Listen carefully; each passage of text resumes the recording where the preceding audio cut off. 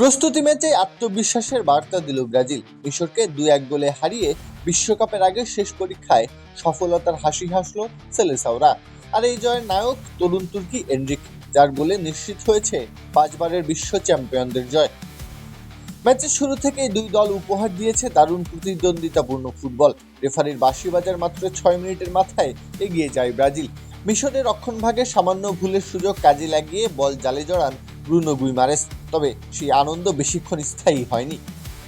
কুল অ্যান্টিপারস্পিরেন্ট deodorant stick, যা আপনাকে দেবে 24 ঘন্টা পর্যন্ত ঘাম থেকে সুরক্ষা। মাত্র 4 মিনিট পর সমতায় ফিরে মিশর। মার্কুইনেসের ভুল ব্যাকপাস থেকে পাওয়া সুযোগ নিখুঁতভাবে কাজে লাগিয়ে গোল করেন মোস্তফা জিকো।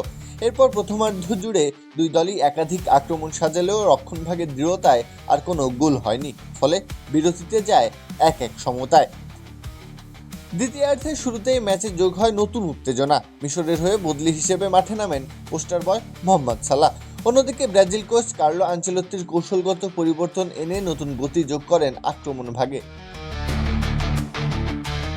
প্রথমার্ধে বেশ কয়েকটি সুযোগ নষ্ট করায় ইগোর থিয়াগোর জায়গায় মাঠে নামেন উদীয়মান তারকা এনরিক।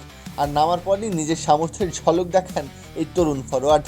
ম্যাচের 51তম মিনিটে ডিবক্সের ভেতর থেকে নেওয়া দুর্দান্ত এক শটে মিশরের জাল কাঁপিয়ে ব্রাজিলকে 2-1 ব্যবধানে এগিয়ে দেন তিনি।